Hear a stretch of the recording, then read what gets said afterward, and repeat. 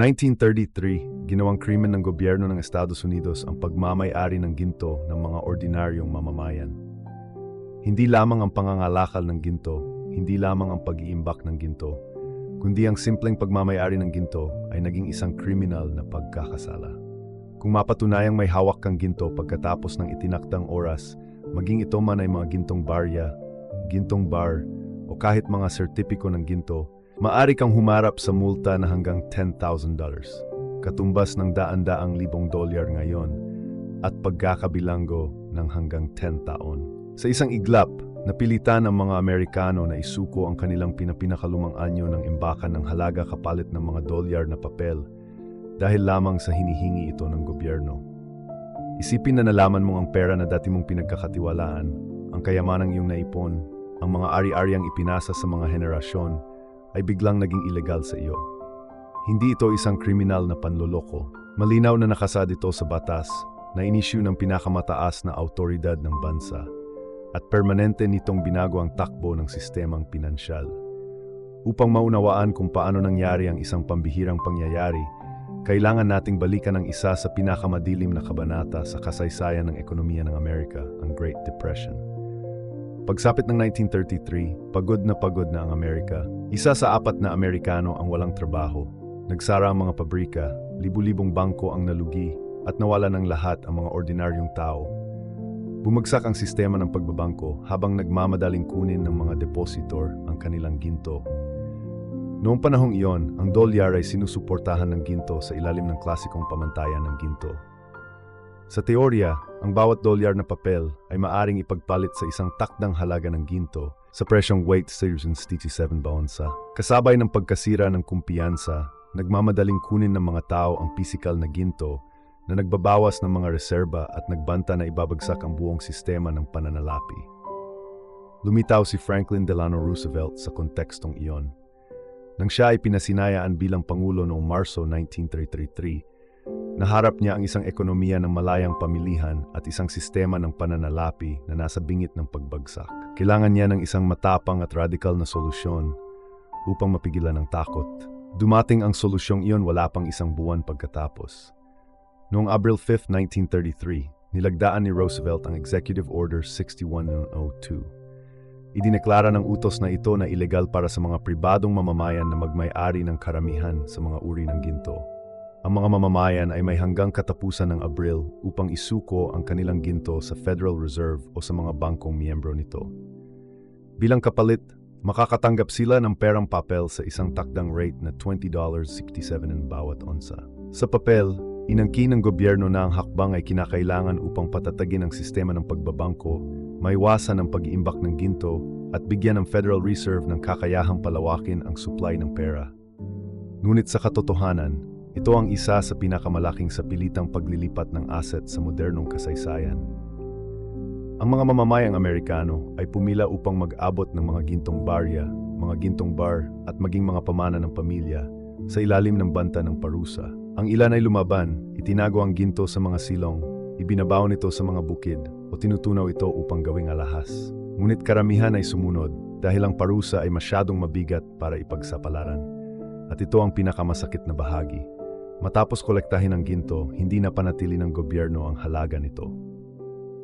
Buwan noong 1934, wala pang isang taon ang lumipas. Muling pinahalagahan ng Gold Reserve Act ang ginto mula $20.67 patong kada onsa. Sa isang desisyong ito, ang dolyar ay bumaba ng humigit kumulang 40%. Kinumpiska lang ng gobyerno ang ginto ng mga tao sa lumang presyo at pagkatapos ay agnay itinaas ang opisyal na halaga nito. Sa madaling salita, isinuko ng mga tao ang kanilang mga ari-arian at agad na kumita ang gobyerno. Hindi ito isang maliit na pagsasaayos sa patakaran. Ito ay isang sadyang muling pagtatatag ng mga patakaran sa pananalapi. Sa pamamagitan ng pagsamsam ng ginto at pagpapababa ng halaga ng dolyar, binigyan ng Administrasyong Roosevelt ang sarili ng kapangyarihang maglabas ng pera ng higit pa sa mga limitasyong dati ng pinapayagan ng pamantayan ng ginto. Pinayagan nito ang gobyerno na gumastos ng higit pa, humiram ng higit pa, at ipatupad ang mga programa ng New Deal na humubog sa isang buong panahon. Para sa 14 ay isang kaligtasan, Ang gintong hawak nila sa pamamagitan ng Federal Reserve ay nagpanumbalik ng tiwala sa sistemang pinansyal. Para sa gobyerno, ito ay kontrol. Ngunit para sa mga ordinaryong tao, ito ay apropriasyon na nagbabalat kayo bilang batas. Huminto tayo at gawing personal ang kwentong ito. Isipin na ginugol ng iyong mga lolo't lola ang kanilang buhay sa pag-iipon ng ginto. Bigla, idineklara ito ng gobyerno na illegal, na pinipilit silang isuko ito sa isang takdang presyo, at pagkatapos ay agad na itinaas ang presyo ng ginto. Matatalo ang iyong pamilya, makikinabang ang gobyerno, at wala kang magagawa para baguhin ito. Hindi ito isang hypothetical na senaryo. Yan mismo ang nangyari sa milyon-milyong Amerikano noong 1933. Kahit noon, ang desisyon ay lubos na kontrobersyal. Ang mga kaso ay dinala sa Korte Suprema, na sama-samang kilala bilang mga kaso ng Gold Clause. Maraming kontrata noong panahong iyon ang isinulat gamit ang mga Gold Clause. Ibig sabihin ay nakatuon sila sa pagbabayad ng mga utang sa ginto sa halip na perang papel bilang isang bakod laban sa inflasyon. Ang pagsamsam ng gobyerno sa ginto at pagpabababa ng halaga ng dolyar ay epektibong nagpawalang bisa sa mga kontratang ito. Nagsampa ng kaso ang mga nagpautang, nangangatwiran na tinatapakan ng gobyerno ang mga pribadong kasunduan at kinumpiska ang mga ari-arian. Noong 1935, ang Korte Suprema, sa pamamagitan ng makitid na margin, ay nagpasiya pabor sa mga aksyon ni Roosevelt. Ang desisyong ito ay nagtakda ng isang nakakagambalang precedent. Sa panahon ng krisis, maaring muling isulat ng gobyerno ang mga patakaran ng pera, pawalang bisa ang mga pribadong kontrata at sakupin ang mga ari-arian sa ngalan ng pambansang interes. At narito ang mas malalim na katotohanan. Hindi lamang ito tungkol sa pagliligtas sa mga bangko. Ito ay tungkol sa pagbasag sa mismong pamantayan ng ginto. Sa pamamagitan ng pagkontrol sa ginto at pag-alis nito mula sa mga pribadong kamay, pinutol ni Roosevelt ang pinakadirektang ugnayan sa pagitan ng mga tao at ng matigas na pera. Ang dolyar na papel ang naging tanging legal na paraan ng pagbabayad, hindi na sinusuportahan ng isang pangako kapalit ng ginto, kundi ng atas ng gobyerno. Ang sistemang pinansyal ay pumasok sa isang bagong panahon, kung saan ang pananalig sa ginto ay napalitan ng pananalig sa kapangyarihan. Kaya sino talaga ang nakinabang sa pagsamsam ng ginto sa US? Una sa lahat, ang gobyerno. Sa pamamagitan ng pagsamsam ng ginto at pagkatapos ay muling pagpapahalaga nito, agad na pinataas ng Washington ang halaga ng mga reserba nito ng bilyon-bilyong dolyar. Hindi ito maliit na halaga. Dahil dito, natustusan ni Roosevelt ang mga ambisyosong programa ng New Deal, pinalawak ang pampublikong paggastos, at pinatatag ang sistema ng pagbabangko ng hindi lubos na nagtataas ng buwis sa gitna ng matinding resesyon. Isa itong mahusay na hakbang sa inhinyeriya sa pananalapi, ngunit isa ring dagok sa prinsipyo ng pribadong pagmamay-ari. Ang mga bangko ang susunod na grupo na nakinabang sa pamamagitan ng paglilipat ng ginto ng mga tao sa mga vault ng Federal Reserve, epektibong siniguro ng gobyerno ang katatagan ng buong industriya ng pagbabangko. Ang kumpiyansa na nasira ng malawakang pag-withdraw ay unti-unting naibalik. Sinabihan ng publiko na ang lahat ng ito ay naglalayong iligtas ang ekonomiya. Ngunit mahirap balewalain ang katotohanan sa likod nito. Ang mismong mga institusyon na nabigo sa mga ordinaryong depositor ay sinasalba sa kapinsalaan ng mga nagtiwala sa kanila. At pagkatapos ay naroon ang mga mayayaman at may kaugnayan sa politika na nakahanap ng mga paraan upang baguhin ang mga patakaran. Ang ilan ay nagawang ilipat ang kanilang ginto sa ibang bansa bago magkabisa ang utos. Ang iba ay ginawang mga anyo ang kanilang mga ari-arian na hindi maaring kumpiskahin tulad ng ilang mga barya o alahas na maaring kolektahin. Samantala, ang mga ordinaryong mamamayan ay walang ganitong mga opsyon. Napilitan silang sumunod o harapin ang panganib ng pagkabilanggo. Ang resulta ay isang pataas na paglipat ng kayamanan na nag-iiwan sa mga sambahayan at dumadaloy sa mga kamay ng Estado at mga piling tao. Kaya sino ang natalo? Ang sagot ay malinaw. Milyon-milyong Amerikano ang nag-ipon ng ginto sa paniniwalang mayroon silang isang nasasalat na ari-arian, isang ligtas na kanlungan, para lamang matuklasan na ang lambat na ito ay maaaring maglaho sa isang iglap. Ang kanilang ginto ay kinumpiska at ipinagpalit sa mga dolyar na papel na agad na nawala ng halaga nang bumaba ang halaga ng dolyar. Ang mga pinaka-nagtiwala sa sistema ang siyang pinaka-nalugi. At ang masakit nilang napagtanto ay ang mga patakaran ng pera ay hindi permanente. Maaari itong isulat muli sa isang iglap lamang. Ngayon, mabilis nating balikan ang kasalukuyan. Bakit ito may kaugnayan pa rin sa iyo ngayon? Dahil ang pangunahing prinsipyo ay hindi kailanman nagbago. Kapag ang sistema ay nanganganib, gagawin ng mga pamahalaan ang lahat ng kinakailangan upang protektahan ito, kahit na nangangahulugan ito ng pagsamsam sa mga ari-arian ng mga tao. Noong 1933, ang target ay ginto.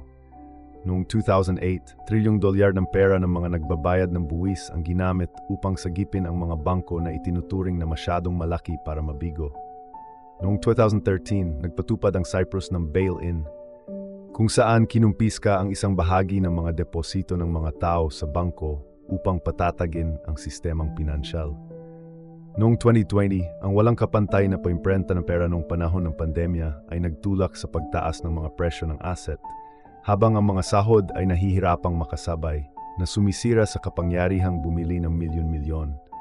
At ang inflasyon mismo ay isang uri ng pagsamsam ng asset.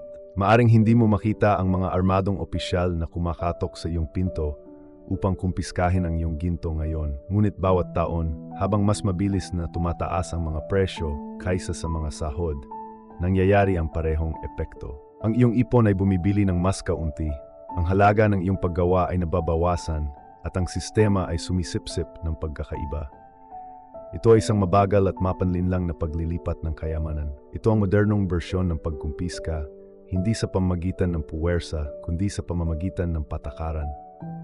Malinaw ang aral mula noong 1933. Huwag ipagpalagay na ang iyong mga asset ay hindi maaring labagin, at huwag maniwala na ang sistema ay palaging susunod sa sarili nitong mga patakaran. Habang tumataas ang pressure, nagbabago ang mga patakaran. Kung dating ginawang ilegal ng mga gobyerno ang pagmamayari ng ginto, ano ang makakapigil sa kanila sa pag-freeze ng mga digital account, pagkumpiska ng mga pensyon, o pagbubuwis ng mga asset sa mga paraang sumisira sa kayamanan ng mga nag-iipon ngayon? Naitakda na ang president. Ang tanging kaibahan ay ang anyo nito.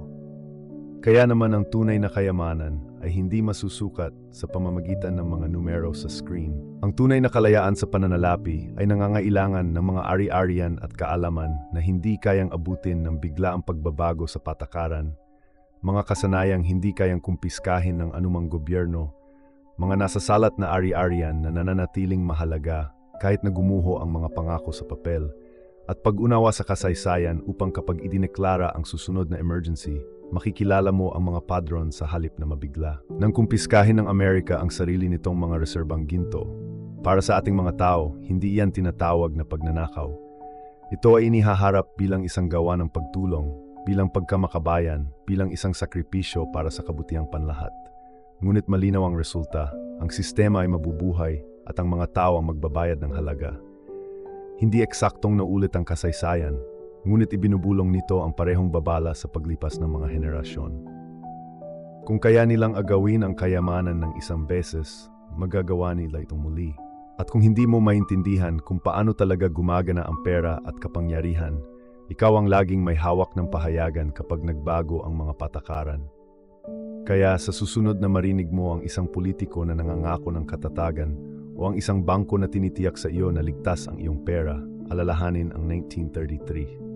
Tandaan na ang mga patakaran ng sistemang pinansyal ay hindi mga natural na batas, kundi mga desisyon ng kapangyarihan. At ang mga desisyon ng kapangyarihan ay maaring bumaligtad laban sa iyo sa isang kisap mata. Protektahan ang iyong sarili hindi gamit ang bulag na pananampalataya, kundi gamit ang kaalaman, kamalayan, at ang paghahangad ng tunay na kayamanan. Kung ito ay magbibigay sa iyo ng isang bagong pananaw, mangyaring mag-subscribe. Ang kasaysayan ay laging may mga sagot.